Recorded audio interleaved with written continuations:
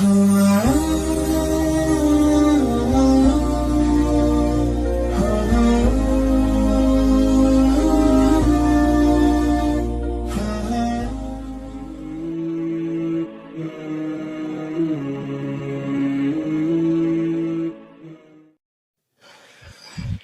عليكم ورحمة الله وبركاته. أعوذ بالله من الشيطان الرجيم. بسم الله الرحمن الرحيم. إن الذين كفروا سواء عليهم أأنذرتهم أم لم تنذرهم لا يؤمنون. ختم الله على قلوبهم وعلى سمعهم وعلى أبصارهم غشاوة ولهم عذاب عظيم. প্রিয় দর্শক শ্রোতা, আমরা কোরআনের তাফসীর নিয়ে আবার হাজির হয়েছি।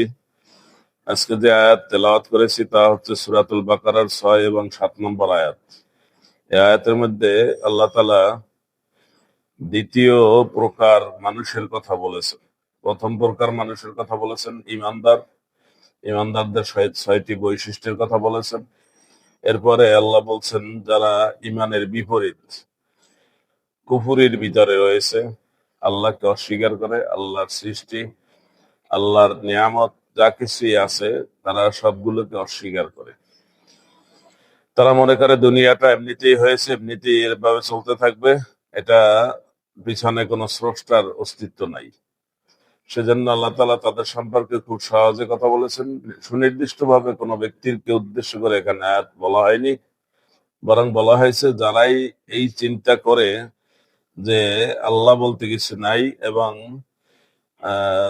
আল্লাহর অস্তিত্ব বলতে যা কিছু বলা হয় সেগুলো অলীক, এগুলোর বাস্তবতা কিছু নাই, তাদের সম্পর্কে আল্লাহ বলছেন নিশ্চয়ই মানুষের মধ্যে এমন কিছু মানুষ আছে যারা আল্লাহর অস্তিত্বকে অস্বীকার করে। আপনি তাদেরকে সতর্ক করেন অথবা না করেন, আল্লাহর অস্তিত্ব সম্পর্কে বলেন অথবা নাই বলেন, লা ইউমিনুন, তারা ঈমানদার হবে না, তারা ঈমান আনবে না। আল্লাহ এরপরে বলেছেন খতামাল্লাহু আলা কুলুবিহিম, আল্লাহ তাদের অন্তরের উপরে সিল মেরে দিয়েছেন, মোহর মেরে দিয়েছেন, সিল মোহর মেরে দিয়েছেন। তাদের কানের উপরে অর্থাৎ শ্রবণ শক্তির উপরে, তাদের চোখের উপরে রয়েছে পর্দা। এরপর সর্বশেষ আল্লাহ তাআলা বলছেন তাদের জন্য রয়েছে কঠিন শাস্তি। অর্থাৎ তারা এই যে আল্লাহকে অস্বীকার করলো, এই অস্বীকার করেই তারা কিন্তু পার পাচ্ছে না, বরং পরজগৎ যেটা রয়েছে, 3 জগৎ দেখার পরে চতুর্থ যে জগৎটা রয়েছে, সেই জগৎটায় তাদেরকে কঠিন শাস্তির সম্মুখীন হতে হবে। অন্য আয়াত আল্লাহ তাআলা বলছেন ওমা ইয়াবতাগি গায়রাল ইসলামি দীনান ফালা ইউকবালা মিনহু ওয়া হুয়া ফিল আখিরাতি মিনাল খাসিরিন। দিন ইসলাম, ঈমান, এটা ব্যতীত অন্য কোনো দিন যে খুঁজবে সে কখনোই সেটা পাবে না এবং পরকালে সে কঠিন শাস্তির সম্মুখীন হবে, ক্ষতিগ্রস্ত হবে। তো বিষয়টা এরকম যে আমাদের চারিপাশে আল্লাহর অস্তিত্ব রয়েছে, অর্থাৎ আমরা যদি আমাদের নিজেদের অস্তিত্ব সম্পর্কে চিন্তা করি তাহলে আমরা আল্লাহর খোঁজ পাই, আল্লাহর ওয়াহদানিয়ত, আল্লাহর একত্ববাদ, আল্লাহ যে একক ক্ষমতার অধিকারী সেটা আমরা বুঝতে পারি। কোরআন মাজিদে সূরা দাহরের শুরুতে আল্লাহ বলেছেন হাল আতা আলাল ইনসানি হিনুম মিনাদ দাহরি লাম ইয়াকুন শাইয়্যাম মাযকুরা, যে মানুষের এমন একটা সময় ছিল যখন তার কোনো অস্তিত্ব ছিল না, তাকে পরিচয় দেওয়ার মতো কোনো নাম ছিল না। সেখান থেকে আল্লাহ তাআলা আমাদেরকে একটা অস্তিত্ব দিয়েছেন, আমরা দুনিয়াতে এসেছি, দুনিয়াতে আমরা শিশুকাল পার হয়ে বড় হয়েছি। আবার আমরা দেখতে পাচ্ছি আমাদের সামনে যারা বয়স্ক হয়েছেন, প্রাপ্তবয়স্ক হয়েছেন, অনেক বড় হয়েছেন, ছোট বড় মিলিয়ে বিভিন্ন ধরনের মানুষ মৃত্যুবরণ করে। আমরা এক সময় কিছু ছিলাম না সেটা আমরা জানলাম, আমরা একটা অস্তিত্বে আসলাম সেটাও জানলাম, আমাদের সামনেই আবার দেখছি কিছু মানুষ মারা যায়। সুতরাং আবার আমাদেরকে যে উঠানো হবে সেই বিষয়টা নিয়ে লোকেরাও প্রশ্ন করেছে। আর যারা নাস্তিক তারা এটাকে নিয়ে বিরাট একটা দাবি করে যে এটা সম্ভব নয়। সেই প্রশ্নটা সূরা ইয়াসিনের মধ্যে আল্লাহ তাআলা বলেছেন, উল্লেখ করেছেন وضرب لنا مثلا ونسي خلقه قال من يحيي العظام وهي رميم। তারা প্রশ্ন তুলছে যে যে হাড়গুলো পচে গলে দুলা হয়ে গেছে, মাটির সাথে মিশে গেছে, সেগুলো আল্লাহ তাআলা আবার কিভাবে উঠাবেন, এটা তো অসম্ভব ব্যাপার। আল্লাহ তাআলা এর জবাব দিয়েছেন যে না, এটা অসম্ভব ব্যাপার নয়। যখন আল্লাহ প্রথম সৃষ্টি করেছেন তখন এটা ছিল সবচেয়ে বেশি কঠিন, কোনো অস্তিত্ব নাই, সেখান থেকে আল্লাহ তাআলা অস্তিত্ব দান করেছে। আর এখন তো হাড়গুলো পচে গেলে ধুলাবালি একটা কিছু আছে, সেখান থেকে সৃষ্টি করা একটু সহজ। قل يحييها الذي أنشأها أول مرة وهو بكل خلق عليم। যে আবার অস্তিত্বে নিয়ে আসা, আবার সৃষ্টি করা এটা সহজ, কিন্তু প্রথমবারে সৃষ্টি করা ছিল কঠিন। সুতরাং তাদের এই প্রশ্ন অবান্তর প্রশ্ন। আল্লাহর অস্তিত্ব যারা অস্বীকার করে, আল্লাহ তাদেরকে এখানে সূরাতুল বাকারার শুরুর দিকে 6 এবং 7 দুইটা আয়াতের মধ্যে তাদের সংক্ষেপে বিবরণ দিয়েছেন, এবং তাদের ব্যাপারে বেশি কথাবার্তা না বলাই ভালো, যেহেতু তারা আল্লাহর অস্তিত্বকে অস্বীকার করে এবং আল্লাহও তাদের অন্তরের উপরে মোহর মেরে দিয়েছে। তবে আমাদের সতর্ক থাকতে হবে, যারা আমরা ইমানদার দাবি করি তারা যেন এদের খপ্পরে পড়ে ইমান হারা না হই। আল্লাহ তাআলা আমাদেরকে বুঝার এবং সেভাবে চলার তৌফিক দান করুন। আসসালামু আলাইকুম ওয়া রাহমাতুল্লাহি ওয়া বারাকাতুহু। আউযু বিল্লাহি মিনাশ শাইতানির রাজীম। বিসমিল্লাহির রাহমানির রাহিম। ومن الناس من يقول آمنا بالله وباليوم الآخر وما هم بمؤمنين يخادعون الله والذين آمنوا وما يخدعون إلا أنفسهم وما يشعرون في قلوبهم مرض فزادهم الله مرضا ولهم عذاب أليم بما كانوا يكذبون। প্রিয় দর্শক শ্রোতা, আমরা তাফসীর নিয়ে হাজির হয়েছি।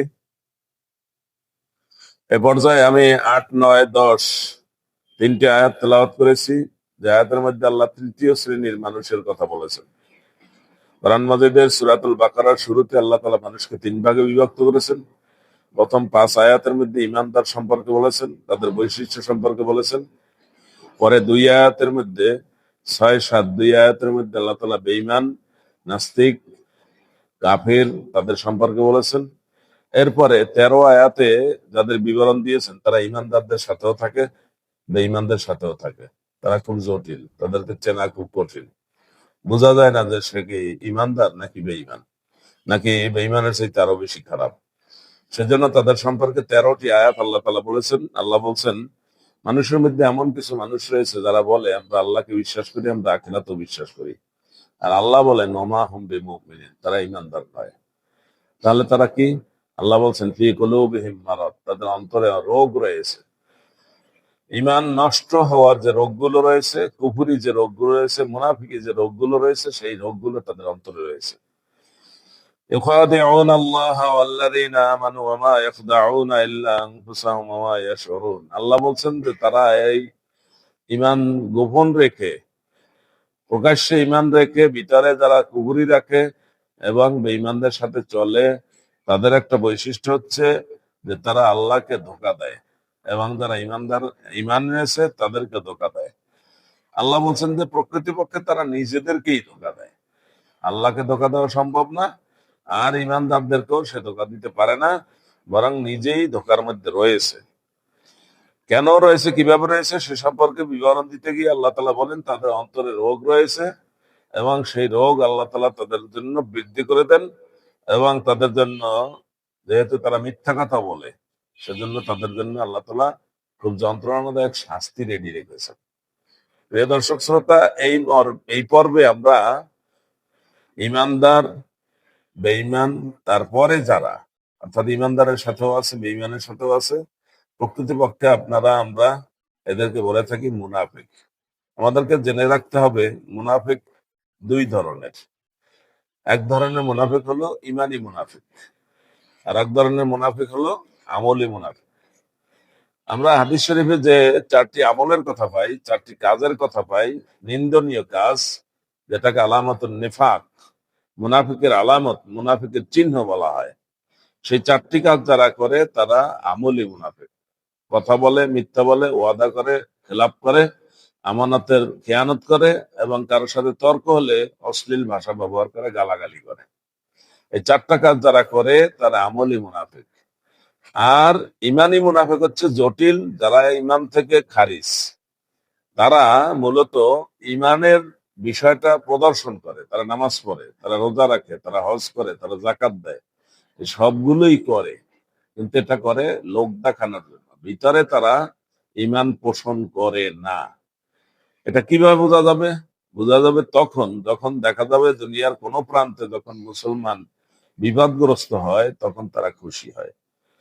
আর যদি কোনো জায়গায় মুসলমান জয়লাভ করে, সাফল্য অর্জন করে, তখন তারা কষ্ট পায়। এটা দিয়ে বুঝতে হবে যে এই লোকগুলো প্রকৃতপক্ষে ইমানদার নয়, বরং বেঈমানও নয়, তার চাইতেও মারাত্মক। এই জন্য এদের সম্পর্কে কোরআন মাজিদে বলা হয়েছে, ইন্নাল মুনাফিকিনা ফিদ দারকিল আসফালি মিনান নার, যে মুনাফিক যারা, এই ধরনের যারা, অর্থাৎ বাহিরে তাদেরকে দেখা যায় ইমানদারের মতো, আর ভিতরে তারা ইমানের বিপরীত কাজ এবং বিশ্বাস লালন করে। সূরাতুল মাউন, কোরআন মাজিদে ৭ আয়াত বিশিষ্ট দুটি সূরা রয়েছে। একটি হচ্ছে সূরাতুল ফাতিহা, আর একটি হচ্ছে সূরাতুল মাউন। এই সূরা আল মাউনের মধ্যেও এদের সম্পর্কে বলা হয়েছে, আল্লাযীনা হুম ইউরাউন, যারা যতটুকু ইবাদত করে সেটা মানুষকে দেখানোর জন্য করে।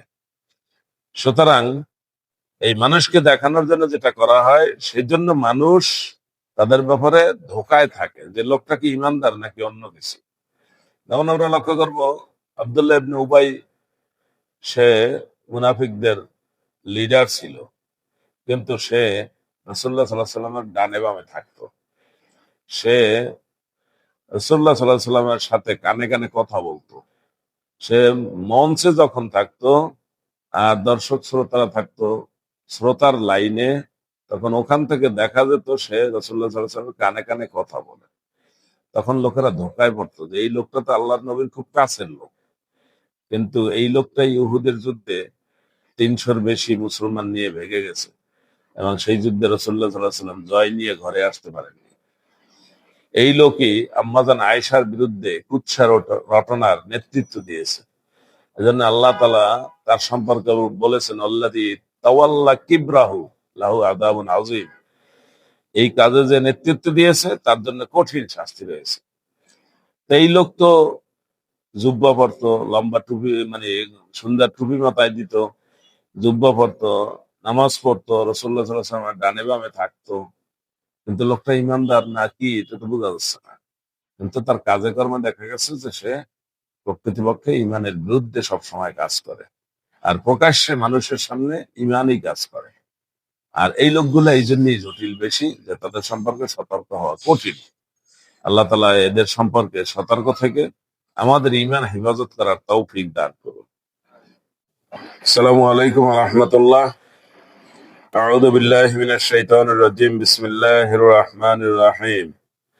فإذا قيل لهم لا تفسدوا في الأرض قالوا إنما نحن مصلحون ألا إنهم هم المفسدون ولكن لا يشعرون وإذا قيل لهم آمنوا كما آمن الناس قالوا أنؤمن كما آمن السفهاء ألا إنهم هم السفهاء ولكن لا يعلمون। প্রিয় দর্শক শ্রোতা, আমরা সূরাতুল বাকারার প্রথম দিকে তাফসীর নিয়ে এসেছি। এখানে ৩ শ্রেণীর মানুষের বিবরণের তৃতীয় শ্রেণী, অর্থাৎ যারা ইমানদারদের সাথেও থাকে, বেঈমানের সাথেও থাকে, তাদের কতগুলো বৈশিষ্ট্য আল্লাহ তাআলা এখানে বলেছেন। প্রথম বৈশিষ্ট্য বলা হয়েছে এই, যে তাদেরকে যখন বলা হয় তোমরা ফিতনা ফাসাদ করো না, বরং সমাজে শান্তি শৃঙ্খলা রক্ষা করো, তখন তারা কসম করে বলে যে আমরা তো সুন্দর সমাজ প্রতিষ্ঠার জন্য কাজ করি। আর আল্লাহ বলেন যে না, ওরাই হলো ফাসাদ সৃষ্টিকারী।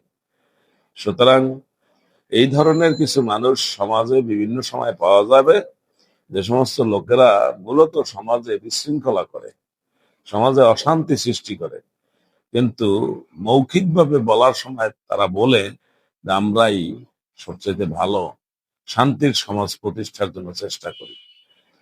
এই যে তাদের কাজকর্ম, তাদের অ্যাক্টিভিটিস এবং তাদের মুখের কথা দুই ধরনের হয়ে গেল, এরকম মানুষ বিভিন্ন সমাজে বিভিন্ন দেশে রয়েছে। সেজন্য আল্লাহ তাআলা কোরআন মাজিদের শুরুতে এই মানুষগুলো সম্পর্কে সতর্ক করেছেন। মানুষের মধ্যে এক শ্রেণীর মানুষ এরকম থাকবে যারা প্রকৃতপক্ষে বিশৃঙ্খলা করা দাঙ্গা হাঙ্গামা, মারামারি, কাটাকাটি, খুন খারাপ ইত্যাদির কাজ করবে আর নিজেরা বলবে যে আমরা সমাজে শান্তি প্রতিষ্ঠা করি। তাদের আরো একটা বৈশিষ্ট্য হলো এই, যখন তাদেরকে বলা হয় যে তোমরা ভালো মানুষেরা যেভাবে ইমান এনেছে তোমরাও সেইভাবে ইমান আনো। যেমন কোরআন মাজিদে এই আয়াতের উদাহরণে বলা হয়েছে আবু বকর, ওমর, ওসমান এ সমস্ত লোকেরা যেভাবে প্রকৃত পক্ষে ইমান এনে সেই ইমানের পক্ষে কাজ করতেছে, এই মুনাফিক গুলোকে সেইভাবে ইমান আনার কথা যখন বলা হয় তখন এই মুনাফিকরা বলে যে ওই সমস্ত লোকগুলো তো জ্ঞান বুদ্ধি নাই, এই জ্ঞান বুদ্ধি নাই এমন লোকগুলোর মতো আমরা ইমান আনবো না, আমরা বুদ্ধিমানের মতো ইমান আনবো। প্রকৃতপক্ষে ওরাই হচ্ছে নির্বোধ, ওরাই হচ্ছে বুদ্ধিহীন, ওরাই হচ্ছে মূর্খ। কারণ ওরা প্রকৃতপক্ষে ইমান না এনে ইমান বিরোধী কাজগুলো করে তাদের যতটুকু ইমান ছিল সেই ইমানটুকু তারা নষ্ট করে ফেলেছে। এই জন্য আল্লাহ তাআলা তাদের সম্পর্কে বলেছেন সাবধান, এরাই হচ্ছে নির্বোধ, কিন্তু এরা নিজেরা তা বুঝে না। এদের আরেকটি বৈশিষ্ট্য হচ্ছে এই, যখন তারা ইমানদার লোকদের সাথে দেখা করে ঈদা লাকুল্লাযিনা আমানু ক্বালু আমান্না, তখন তারা স্বাভাবিক একটা বাক্য বলে আমান্না বা ঈমান এনেছি। কিন্তু যখন তারা তাদের নেতাদের সাথে মিলিত হয়, যাদেরকে আল্লাহ তাআলা নেতাও বলেন নাই, বলছেন শয়তান, ঈদা খালাউ ইলা শায়াতিনিহিম, যখন তারা তাদের শয়তানদের সাথে মিলিত হয়, তাদের নেতৃত্বের সাথে মিলিত হয়, তখন তারা কসম করে বলে এবং নিশ্চয়তা দিয়ে বলে ইন্না মাআকুম, নিশ্চয় আমরা তোমাদের সাথে আছি। ইন্নামা নাহনু মুস্তাহজিউন। তখন প্রশ্ন ওঠে তাহলে তোমরা ওদের সাথে কেন গেলে? নামাজ পড়তে দেখলাম এবং ইমানদার লোকদের সাথে তোমাদের ওঠা বসা করতে দেখলাম, সেটা কেন? তখন তারা বলে যে এই সমাজে নেতৃত্ব দিতে হলে ওদের সাথে থাকতে হয়, ওদের সাথে নামাজ পড়তে হয়, ওদের সাথে বসতে হয়, ওদের সাথে বিভিন্ন অনুষ্ঠানে থাকতে হয়, সেই জন্য আমরা ওদের সাথে থাকি। অর্থাৎ আমাদের সমাজের একটা শ্রেণীর মানুষ কিন্তু এই কাজটা করে থাকে, যে সমাজে নেতৃত্ব দেওয়ার জন্য নামাজ পড়ে, সমাজে নেতৃত্ব দেওয়ার জন্য সালাম দেয় এবং সমাজে তাদের প্রভাব প্রতিপত্তি থাকা রাখার জন্য তারা এই সমস্ত কাজগুলোকে ঢাল হিসাবে ব্যবহার করে।